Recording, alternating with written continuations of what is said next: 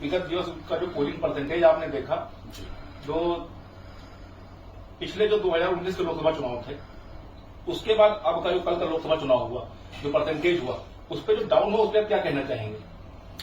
देखिए, मैं ये कहना चाहूंगा कि भारतीय जनता पार्टी अगर आज अयोध्या के बाद बात करती है तो मथुरा की बात करती है। भारतीय जनता पार्टी के सारे वरिष्ठ नेता, स्वयं मोदी जी वैसे तो अपने आप को धर्मगुरु बनाने में लगे हुए हैं, राजनीतिक तो वो रहे नहीं, देश के लिए उनको सोचना नहीं है, तो उन्होंने जो है मथुरा को केंद्रित किया। मथुरा में 11% वोट डिप हो गया, मतलब 11% नीचे गिरा। पिछली बार मथुरा में 61.6 या 7% वोट हुआ था, इस बार 49 पॉइंट समथिंग हुआ, तो 11% के आसपास का डिप आ गया, मतलब वो गिर गया। क्यों आया? वोटर क्यों साइलेंट हो गया?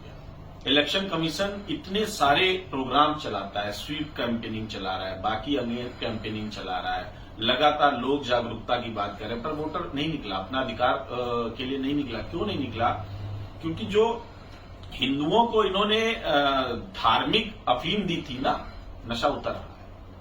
नहीं तो क्या इस नजर से इस पहलू को उस पर देखा जाए कि जिस प्रकार देश के प्रधानमंत्री जी मोदी जी और उत्तर प्रदेश के मुख्यमंत्री जो योगी आदित्यनाथ जी हैं, यदि हम पूरे देश की बात करें आंकड़ों की, कल पूरे देश में सबसे अंतिम पायदान तो यूपी था पोलिंग परसेंटेज के मामले में, जबकि इसके जस्ट उल्टा मणिपुर और त्रिपुरा में 77% कुछ पोलिंग हुआ, यूपी में कम हुआ।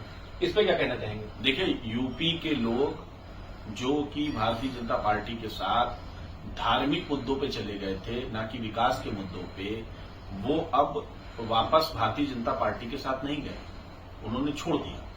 अब ये एक फेलियर है और ये देखने वाली बात है कि उनको इसकी जगह विकल्प चुनना चाहिए था। विकल्प चुनने की जगह उन्होंने साइलेंट होना बेहतर समझा। तो क्या आपको लगता है कि जो भारतीय जनता पार्टी का ये जो अपनी सीटों पे जो कैंडिडेट उतारना, ये इनके लिए नुकसानदेह साबित होगा? बिल्कुल भाई, आप हेमा मालिनी जी के पुराने बयान देखिए, हेमा मालिनी जी के आप अभी कुछ दिन पहले का बयान देखिए। हेमा मालिनी जी कह रही हैं कि मेरे साथ लोग फोटो खिंचाने आते हैं। हेमा मालिनी जी कह रही हैं कि किस लिए आते हैं। हेमा मालिनी जी कह रही हैं कि स्टेटस नहीं है उनका। अगर एक पब्लिक सर्वेंट जो कहा जाता है, या कह लीजिए पब्लिक फिगर जो कहा जाता है, वो ये कहे कि गरीब आदमियों के साथ बैठने का स्टेटस नहीं है, ठीक है, स्टार ड्रम से आई है तो उनको स्टार ड्रम में रहना चाहिए। उनको यहाँ राजनीति में आने की जरूरत क्या थी? क्या जरूरत है उनको सांसद बने? सांसद बन के सारी ताकत भी चाहिए, सारे उपयोग भी चाहिए, सारी चीजों में जलवा और अपना बुढ़ापे में भी जो अपना स्टार ड्रम में मेंटेन रखना है, लेकिन आदमियों के लिए काम नहीं करना। नहीं, इसको हम लोग किस नजर में, आप किस नजर में देख रहे हैं? जैसे कि हेमा मालिनी कि हम अगर जनता के बीच जाएंगे, जनता फोटो कराती है, ये जो बयान की आप बात कर रही है, बयान उनका चुनाव पोलिंग के ठीक एक दिन पहले का है, किसी इंटरव्यू उन्होंने बयान दिया था।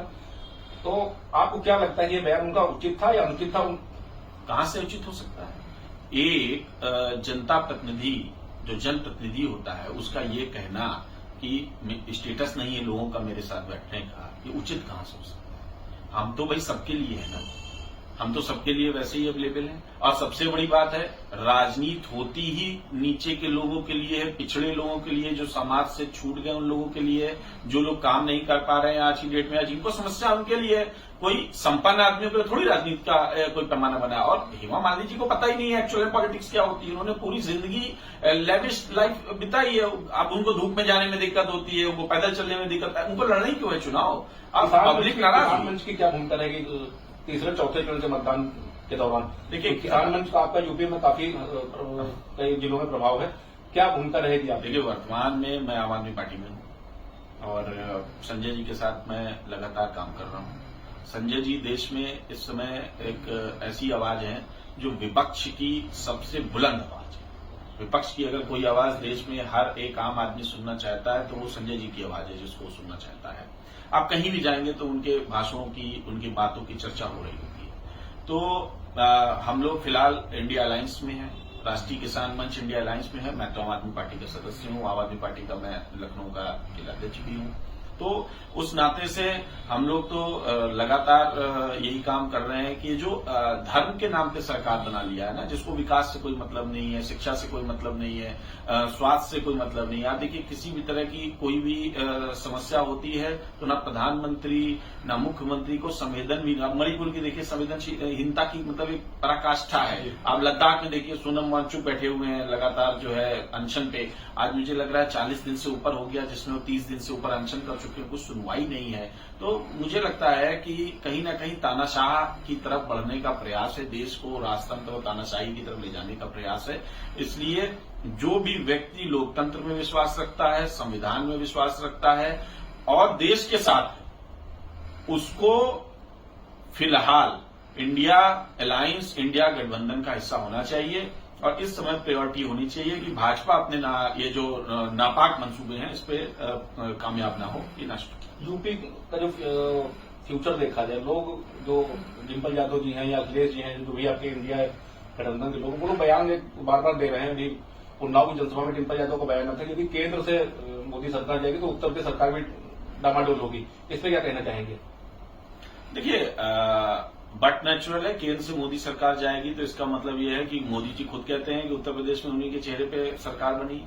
मोदी जी तो अपने आप को मुख्यमंत्री और प्रधानमंत्री दोनों मानते हैं ना, वो कहाँ मानते ही हैं कि वो कुछ नहीं है। आप तमाम जगह देख लीजिए कि मुख्यमंत्री दूर खड़े रहते हैं, पीछे खड़े रहते हैं।